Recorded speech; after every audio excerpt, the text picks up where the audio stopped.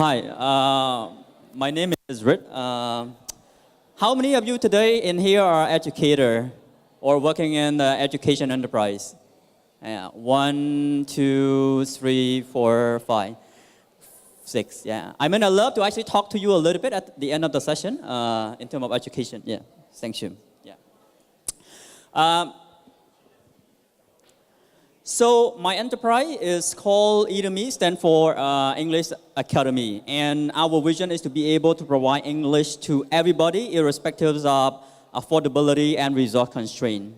So we are a social enterprise in a sense. Yeah. My name is Kagnarith. I've been an English teacher for 12 years. I managed an English school for 4 years. I managed an English teaching for a couple of years. So all my whole life, educational backgrounds and work background is all in English teaching. So you probably won't be surprised that I start English teaching enterprise. Yeah. Yeah. So I like actually to tell a little bit story about this person. Her name is Lim. She currently studies at the Royal University of Agriculture. She comes from a province. Her province is about, I think, 3-hour drive from the city. So that red dot you see on the map, yeah. How many of you familiar with the English level, like elementary, pre-intermediate, upper intermediate? Do you know all this kind of stuff? Probably not, right? Yeah. So basically, I think what happens to her is she gets stuck at a level because you operate in a system that is different from other country. So basically, I think you will have an English instruction curriculum in your public school. In Cambodia, all subjects, mathematics, physics, chemistry, they study in Khmer, the local language. So then students study English as a part-time, additional language or second language. And so pretty much we have about 5 levels. And for you to be able to get to that 5 level, you probably spend about 5 to 7 years, depending on your levels of English. And so basically she gets stuck around pre-intermediate level. Now, what does that mean? So the reason she got stuck is back in her home country, province, there is no qualified teacher. Her teacher can only teach lower level, not a higher level. And if you ask, can she go out to study in the downtown area? Yes, she can. But also imagine in the rural area, people need transportation, bicycle, motorbike. And the nearest downtown area is about 1 hour by motorcycle from her hometown. And she had no motorcycle in her family. Second, in the downtown area, usually people have to spend roughly between $10 to $15 per month to study English. She can only afford $5. The third problem, if you want to suggest that she study online, there's no internet access in her area. So how can you help her solve the problem? That's the question. And for her, and for the majority of Cambodian students, about 2 million of them in the rural area, English is the biggest opportunity because, you know, unlike Japan and Malaysia, if you only know the local language and then you can get a good paid job or you can study at university, not the case for Cambodia. You need to really know English. So English is a defining opportunity window for people. If you know English, you can go to university, you can apply for job, and you can actually apply for scholarship. You can pursue your own personal development through online education, blah, blah, blah. So for her, basically at university, she struggled a lot because despite the teachers speak Khmer, the material are in English, so she pretty much struggled. So how can we solve the problem like her? Yeah.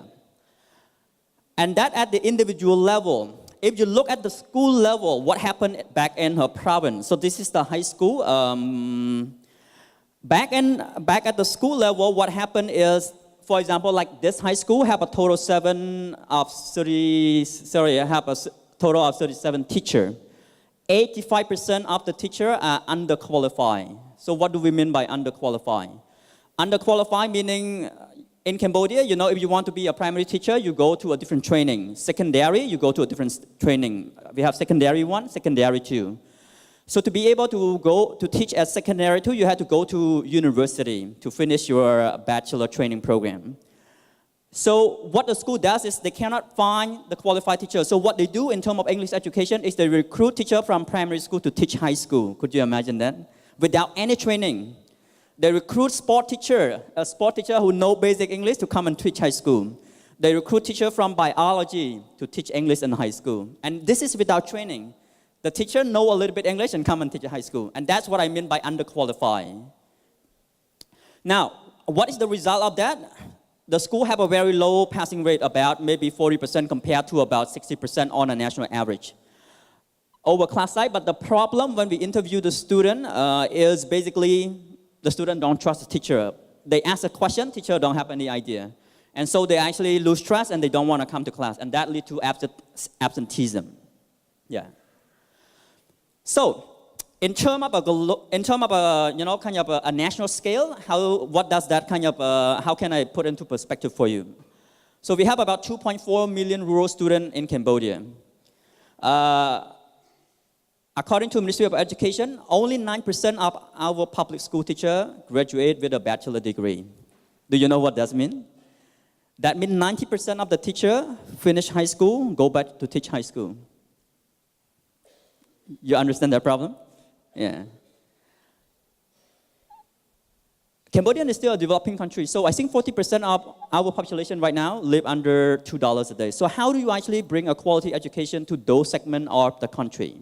It's a big, it's a very big task. Second, according to the latest research, I don't know what is the internet penetration here in Malaysia, but in Cambodia, the penetration rate is 30%. But even 30%, if you go to the rural area, you can actually subscribe internet for only 50 cents per month. Can you believe it? 50 cents per month, very cheap. But what you could do is just to actually view one picture, it probably take you 10 minutes. Just to see one picture, 10 minutes. There's actually a free Facebook internet, but again, 5 to 10 minutes just to actually see one picture. You will never be able to do any online study, basically in a rural area. Yeah. So that's the problem we try to solve. Is the question for us is how do you make education, it's not just education, quality education accessible to this underserved community, the 40% that living under less than $2 a day. Yeah. And totally, I think based on the research, we actually have about 5 billion people who do not speak English globally in developing country. So that's a huge market. But I only solve the problem in Cambodia. I don't want to touch any other things besides that. So I think you might want to ask the question, so why English is important, Cambodia, but then, so what? When you actually read, and I think if you actually read a lot in terms of globalization, what you normally hear is people talk about technology, level the competing field, bringing information to people. I think that's what you mostly hear. What you never hear is that the fact that about 90% of the information is in English on the internet. And for you to be able to understand that, technology will not be able to help you understand that. You need English. Because English equals comprehensibility. You have the content, but for you to actually make use of the content, you need to understand it. You see that? So technology brings information to people, but what's the point of having the information when you don't understand it? You see? So that, personally, I believe to achieve that leveling globalization, we need two things. We need technology and we need comprehensibility. And the comprehensibility part is English. Yeah, so that's the biggest pictures I want to give you in terms of why English is important. According to research as well, in developing country, I think Malaysia is probably not in the category because I think you are quite developed already. In developing country, people with English tend to earn 25% more than people who do not speak English. Yeah, and that's a research based in East Asia and Africa.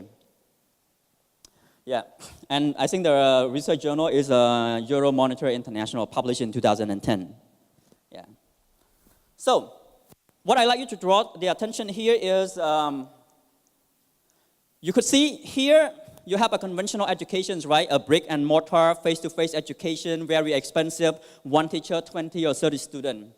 Mostly, they benefit privileged people in the city, you have the money to go to extra classes for tutoring, stuff like that. Do they reach people with less than $2 a day? No. Then you actually start having a revolution.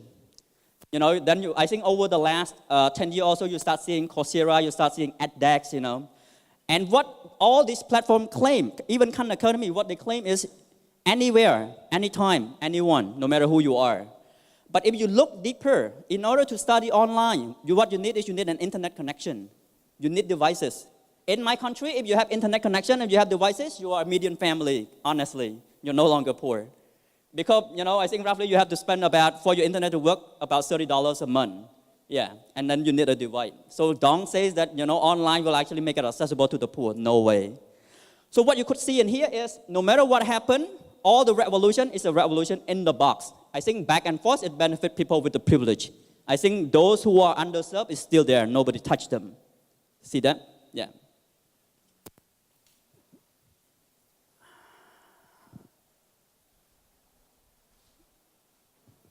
I don't know what better point. Sorry. I think the slide can. Yeah.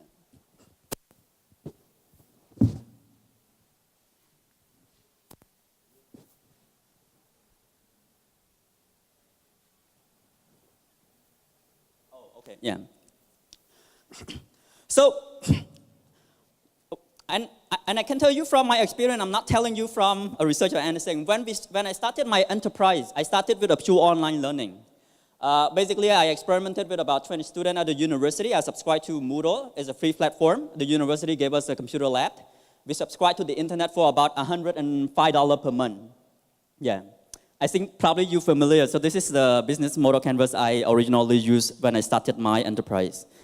So $100 and $5 per month. What happened? 10 students. We actually have 26 students. 10 students stream the video at the same time. It crashed. It slowed down. It's not working. And this is $100 per month. Can you imagine? And it's in the city. It's not even in a rural area. Yeah. No way. Internet is not going to work. So what we discovered from early stage and the biggest failure for us is internet doesn't work. So through online learning, we know from the beginning it doesn't work in Cambodia. Second, pure online learning, I don't know what your experience is like. I also study in Coursera. I only subscribe and then maybe study a couple of videos. I quit. When you study online, you need a lot of self-motivations and independent study skill. And for rural students in Cambodia, that is non-existent yet. Yeah. So if you look at Coursera, I think people will say, oh, we have 20 million people registered. But if you look at people who graduate, if you look at people who actually study persistently, very low. They can tell you all the number who register, but by the end of the day, you look at persistency, you look at graduation, very low. So don't even come to say, online internet is going to revolutionize the world. It probably revolutionized the developed world, but not the developing country yet. Yeah. So the second thing we also learned, and I think that also the biggest part for us, and in terms of the biggest failure, is students find online lesson very boring, no matter how we try to actually make it interesting. Yeah. So from that biggest mistake, I think we actually come up with our current model where we actually start using a blended model. How many of you know blended learning model? The term blended learning model. Oh, you don't know the term? So blended learning model right now is the newest methodology. It's been experimented with a number of countries, especially I think the breaking ground is America. How many of you know Submit Public School? How many of you know Facebook? So Mark Zuckerberg right now invests, I can't remember in terms of $1 million, but they invested in a technology called personalized learning for the Submit Public School. And so that basically the ideas of using a combination between the machine learning, the computer learning, with the face-to-face teaching. And that's called the blended learning. Even Khan Academy right now is experimenting with that blended learning as well. So the idea of blended learning is the combination of using your teacher and the technology. It's not a pure technology and it's not a pure teacher. So it's about improving efficiency in the educational system. Yeah. So with our current model, students spend 50% of the time with the technology and 50% of the time with the teacher, their local teacher. We don't recruit teacher from the city. Now, I'd like you to have a look at this one. I know maybe some of you like to claim, oh, online education is fabulous. But if you look in the red one are the disadvantage of each model. So in the first one, you have the face-to-face model, and the second one, you have the online learning model. If you look vertically, according across the point, cost. If you compare the cost, Face-to-face is very expensive, right? One teacher, you only can teach 30 students at a time, right? Very expensive. Online, very cheap. One teacher produce one video, million students can, watch the lesson and can do the lesson. Content accessibility, very narrow in terms of face-to-face because one teacher, 20 students again. But in terms of online, you can spread it as many times as possible to as many people as possible. But the biggest disadvantage of online learning is emotional learning. Right now, I think there's a big topic in terms of what is wrong in education. And so people are criticizing the fact that we are emphasizing too much on science and technology and on number. If you look across the board, people try to compete each other on, okay, who's got the best mathematics, competition. But then you forget the human part, that's humanity. So remember, I think the research say that 70% of what makes people successful is based on your character. It's not based on what you know. Your content, your knowledge in science, in mathematics, in computer science, in biology is one thing, but what really makes you successful is your character. The ability to understand other people's feelings, the ability to work with people, and that's called character education. And that, another term, is also called emotional learning. By studying through online learning, I think you deprive your student from that emotional part. Because to develop emotional learning, you need people interaction. And so that's the biggest disadvantage of online learning. Connectivity, face-to-face, you don't need internet, right? But online learning, you need internet connection. So it's fine if you live in developing world, but if you live, developed country, but if you live in country like Cambodia or many countries in Africa, that is a problem with connectivity. Now, I think there's actually two biggest movements right now in terms of free internet access. I think there's a Facebook free internet, and there's actually a Google free internet. I think one is flying the satellite across the globe, and one is flying the balloon. But by the end of the day, you ask yourself, I don't know how long it takes. Maybe in the end, people are going to have access to the internet. But even in the city, people pay, like what I told you, people pay $100 a month. Internet is not even reliable. So how do you hope that free internet will actually revolutionize the whole internet field? I don't know. I mean, right now, it's pretty slow. It doesn't really work. So I think the question for us is, how do you make a learning model that is cheap, low cost, make the content quite universal and more accessible, contain emotional learning, and at the same time, probably without relying on the internet. And so that's what I'm trying to do with my current enterprise. And so what Edemy right now, what we do is we are able to offer the education that is as cheap as $3 per month to the student in a rural area. Students will study 50% of the time with teacher with a master from overseas, Australia, America, including myself. Yeah, our content is can be recycled. You can use it as many times as possible because we use 50% of the time with the technology. We still retain the emotional learning part because remember 50% of our curriculum are face-to-face with their local teacher. And the last part is the technology does not rely on the internet. And I'm going to ask my IT team to explain a little bit about that part.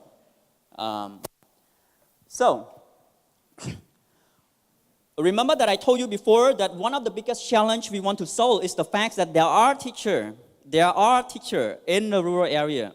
The only problem with them is they're not qualified or they're not able to teach advanced content. So how do you deal with that problem? Our simple methodology, and this is maybe something you can apply as well if you are in education, we actually start differentiating between content that need explanation and content that need application. So the content that need explanation, we hired the best teacher from the city, and they actually got training through the university already. Most of our teachers get their degree from abroad, so they're quite well trained and well experienced. The second type of content is what we call application content. So let's say you study present perfect with the technology. The next day you come up and you use whatever you study with the technology to practice, ask each other questions. So there's no explanation in that part. And we actually give that to the teacher. It's ready-made. We said, okay, you go and handle it. So what do local teachers do? They no longer explain. This time, they just basically manage the class. So we move them from being an instructor to being a facilitator. So they no longer need to explain. They only need to manage the classroom. and they only need to tell, okay, what you need to do in a classroom, work and pair, work on a project. So how do we make sure that they know how to manage the activity? For every session, we actually record like a 10-minute video to tell them, okay, in each session, here is what you need to do. And we deliver through our offline technology. Yeah. We've been working with about 4 high school to university. Currently, we just working with 2 corporations as well, Cambodian airport, the only airport in Cambodia. And we're working with the DDD and NGOs that operate in Asia and Africa. So we got about 400 students. Our result has always been consistent. I'm going to show you the result later. But maybe I think a lot of you have a question, so how does the offline technology work? Maybe I'd like to actually, my IT team to explain you a little bit about that technology part. But don't expect it's not a rocket scientist. It's just a simple solution modification. So don't expect too much from that. Okay. So Ravi, yeah. So Ravi is one of my IT team. I think if you have any question, maybe we can talk later. So good afternoon, everyone. I come here to represent for my IT team and tell you how we do it with our technology.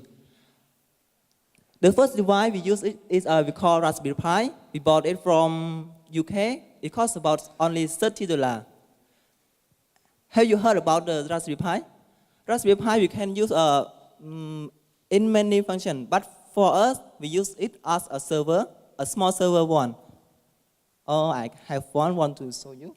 Like this one, it's small and it has a memory and it can contain about 400 video, and we can use it for 1.5 year of one subject video. And the second one we use a router. The router is connected directly to the Raspberry and share it like a Wi-Fi. So other device like mobile phone or tablet or computer can access directly to it. In Raspberry Pi we import our content here and also the software that are developed by our team. And on device that have application that we develop also and connect to the Wi-Fi can easily directly connect access to Raspberry Pi. So it is not connected to internet, but how can it perform like online? It has a function also like online. We can track attendance of the student. So student, when you come to our course, they register and they enroll in our course. And we can track their activity in there. Like video tracking, we can track that how long they spend on our video and how long they satisfy with our content. And they also can take a test like a quiz, multiple choice, and anything. And they can get instantly result and feedback. So we can view the video on that device that they can access to Raspberry Pi. Yeah, that's all for me. So can continue here. So as you see here, it's very simple, very low-cost technology. Like for $60, you can allow up to 30 students to access the content at the same time. And basically, you do it like online, right?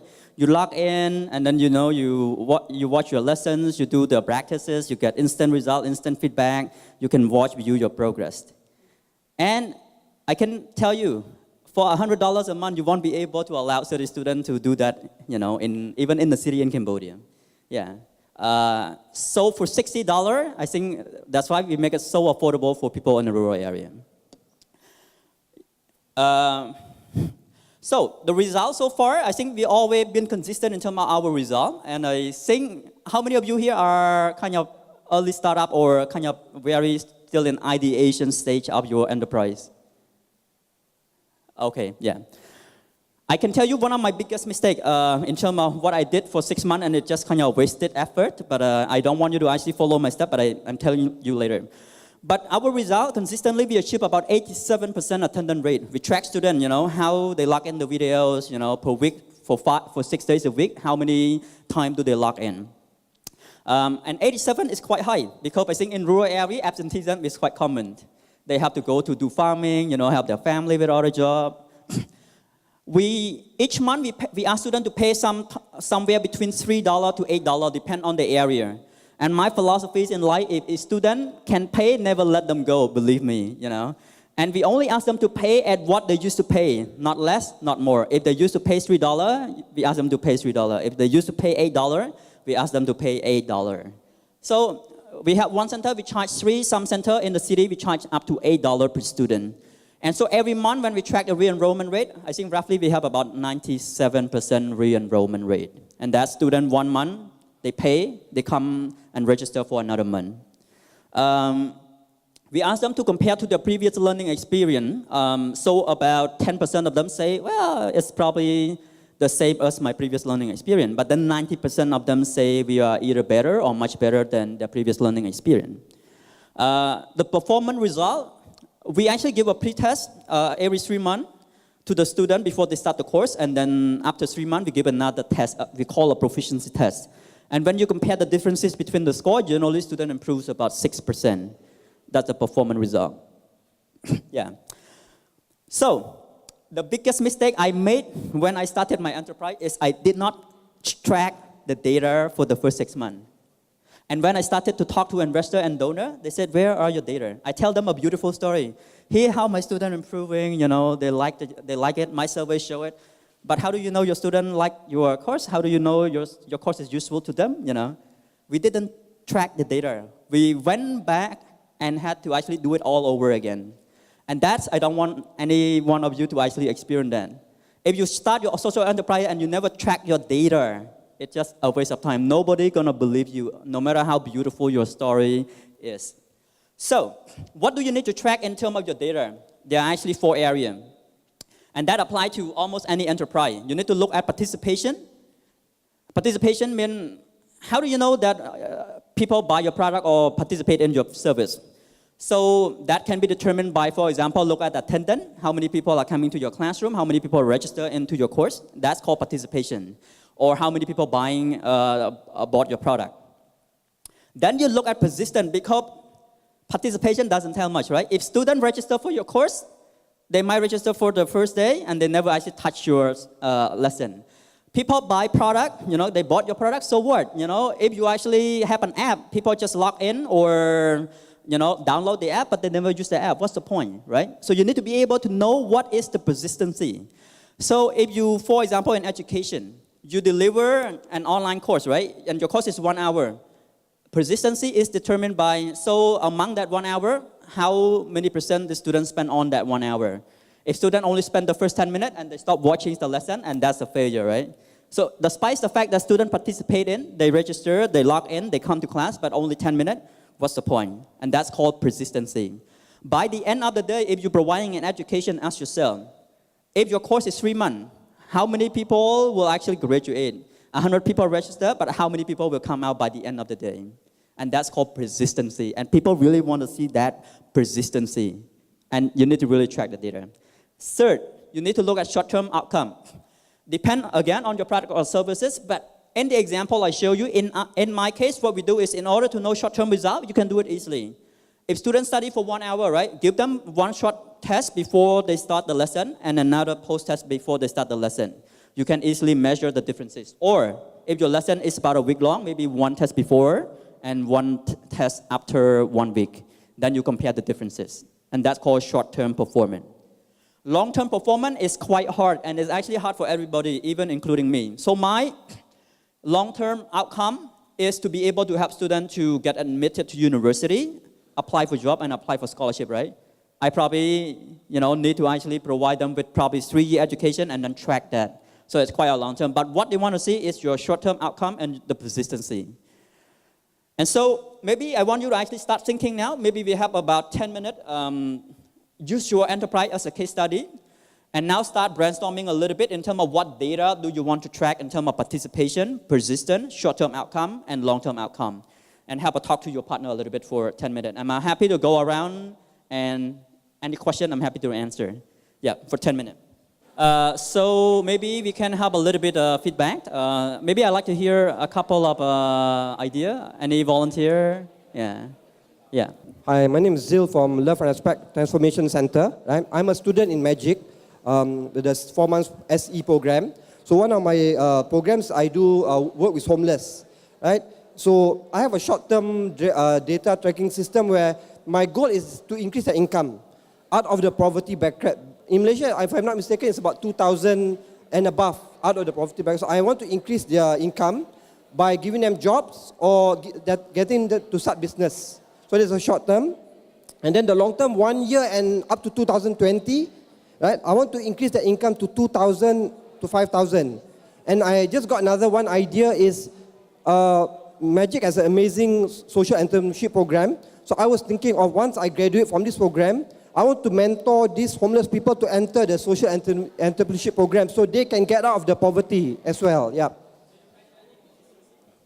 Persistency, not yet. Yeah, but you gave me a very good idea, so I think that's very important as well. Yeah, thank you. Thank you. So, okay, so the team have a good for short-term and long-term outcome, but not persistency yet. Anybody else like to share? Yeah, participation, persistency, short-term and long-term. Yeah. Anybody else? Yeah. You want to share? Or, yeah. Okay, anybody else? Maybe one more? Yeah. Okay, yeah, at the back, yeah.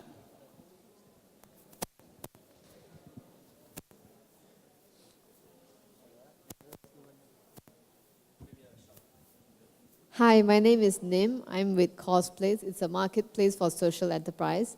In fact, I'm just launching my website. So what I'm planning to do is basically I help social enterprises sell and market their products online so that they can focus on their beneficiaries and their production line. And how I'm tracking it is because it's online, fortunately, I can track via Google Analytics to record how many sales transactions they have. And then what I also plan to do is to interview each SEs later on to find out if they sold, for example, 10 handbags. So how many women or how many producers of this product did they benefit? How many job opportunities did it create? So when we can track all of this, then we'll be able to see, indirectly all the number of people we have influenced and impacted. So I think that's great. Maybe a couple of comments on that is I think maybe you can also track in terms of people who visit the site and in terms of transaction you have successfully made through your site. And then in terms of persistency, maybe look at people who come back again and again. I don't know if you have a way to track that. That would be a proof of your successful product. To be able to see, oh, this person coming back 5 times, within 1 week, coming back 20 times within a month, that would be great. Yeah. So anything else? Yeah. Okay, so let me finish my slide and we can have a question and answer. Yeah, so my team is basically me. I'm the co-founder. As I said, I have a 12 years experience in teaching. And so let's say it's teaching and working is all in English teaching. And my other co-founder who is in America right now, she have an MBA from Colorado State University. Last thought, I arrived on the 21st and I finished one book called Educational Gap. And I think the author is quite interesting that I'd like to actually maybe share with you a little bit. So what the author say is revolution versus evolution. I know probably there's a lot of buzz right now in terms of people looking for revolution, in every field, in financials, in education, blah, blah, blah. But what they also say is interesting because right now we focus too much on revolution, we forget the evolution. And that actually drives a lot of bad decisions because, they actually pick up a case in America where the school district have to make decision in terms of spending the money on quick fix, measure instead of looking at the long-term result. So what they also say is right now, because our mentality focus on revolution, I think automatically and unconsciously we will reject evolution.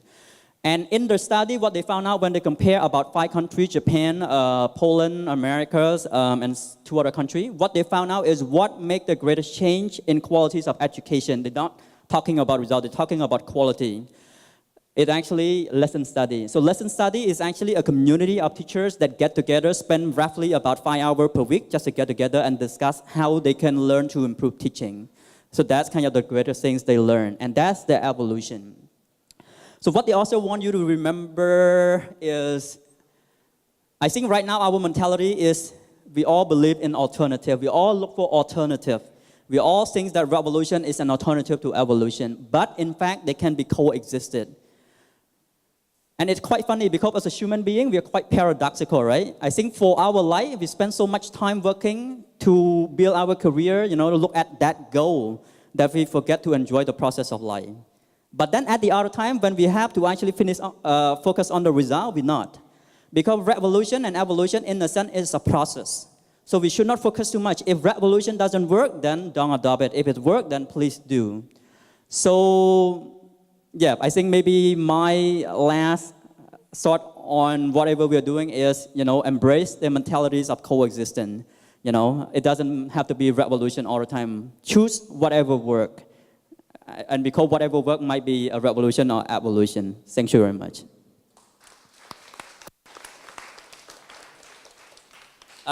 So I have a little bit, I think probably 10 minutes for question and answer.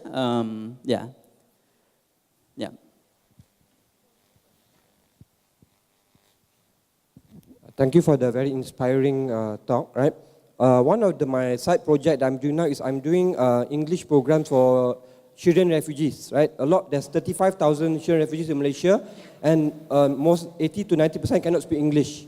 And that's one of the challenges to get jobs and to get other things. So will your technology, are you planning to bring it here, and will your technology work for the Syrian refugees as well? We are in the process of making our technology open source.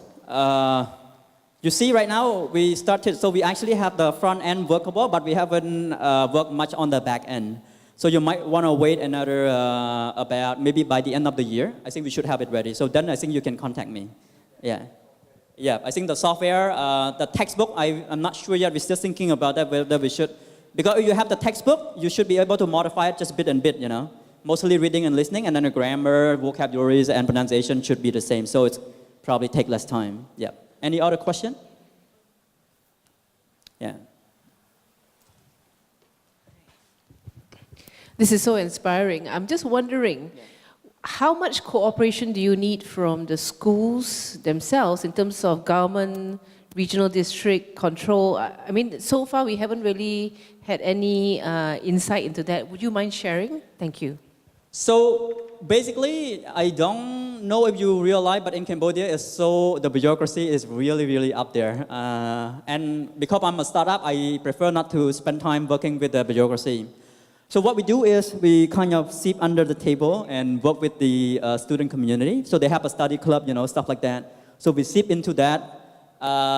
Some of the high school, I don't want to get you confusing, but recently, just a couple of weeks ago, we pilot another program by using the same technology, but focus on providing mathematics, chemistry, biology, and physics to grade 12 students. So grade 12 is the last years of high school.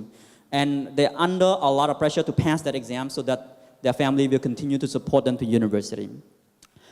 Because the school that I work with, they're so desperate, so I don't have any difficulty. I don't have to go through the government. I think they're desperate. I just tell them the project, what we're doing, and they back us to do it. So with this school, they're quite easy to go through. We don't have any difficulty. The only difficulty is English. Yeah, so with the English one, we kind of, sit under the table and work with the community. But the rest, I think for the high school one, I think we didn't even have to go through the government. But I think eventually when we scale it up, of course we have to work with the government.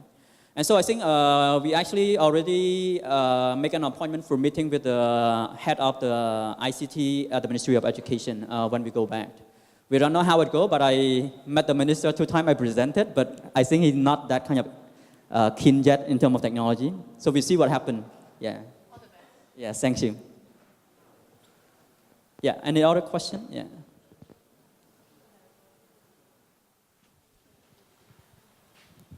Hi, so thank you so much for your time as well as very inspiring stories over there. So I'm actually interested on how do you design your course? Like, is there any base? Yeah. It's a little bit technical.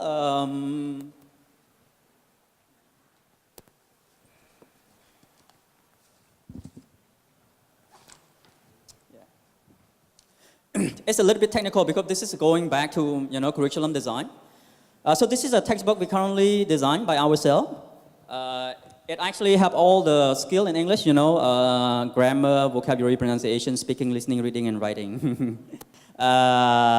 We write ourselves from scratch. We base it on a couple of, I think if you actually in the field, you should be able to easily have access to a curriculum design. So there's a lot of framework you can use. So it's not that difficult. But the special thing about it, as you could see here, so this textbook are all in technology.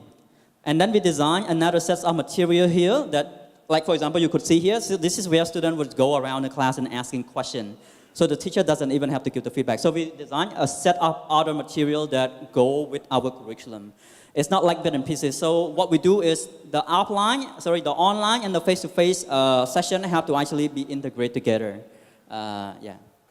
So my question to you is, since there's a problems on the teacher side to provide better education to the student, how about in the future, do you think that you might go into solving that problem aside? Because when the teacher no longer teaches, only become facilitator, I think in the long run, it wouldn't, I'm not so sure. So what we do right now is we don't really, we focus both on student learning, but also teacher training. I think in the long run, we will want to see the possibility of upgrading teacher quality.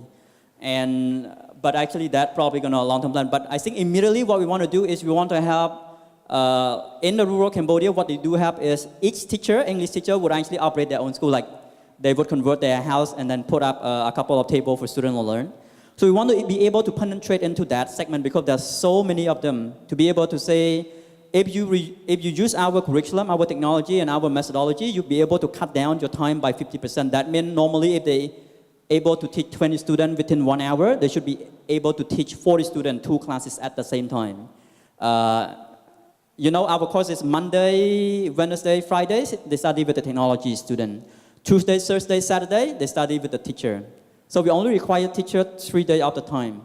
And so I think hopefully we'll be able to convince the teachers that, using our model would actually help them drive down the course. And I don't think that we will want to actually increase the cost with students. So pretty much it's the same, but we improve the efficiencies of whatever the teacher are currently doing. Yeah. Yeah, so maybe one last question, if there are any.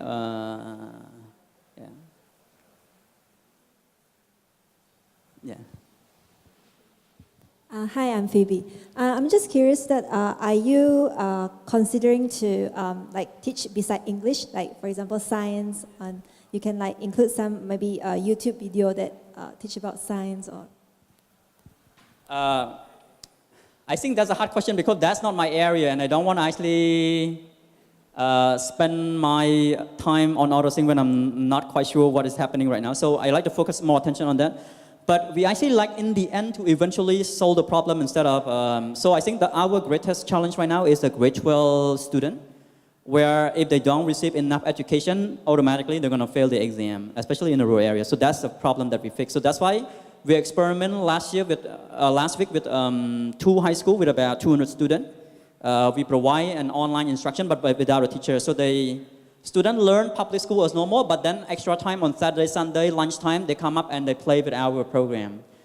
And if you go into the rural area, they're quite smart. I mean, they're smarter than me because when I designed the curriculum, I just put it online. I didn't really tell them what to do, but what they do is amazing. They would form into the group by maybe 3 to 6 students. They would actually solve the problem first before viewing my lesson. We actually hired the teacher from the city to make the lesson for them. And that's quite genius because, I didn't really know how to work. I would just throw things out there and then organically they kind of, because they're desperate for these kind of things, they make it work for themselves. And so that's the good news when you work with desperate people, anything will work. Yeah. So thanks very much for today, and I'll be in the mentoring session for this evening. I'm happy to talk more or any question. Yeah, thank you very much. Yeah.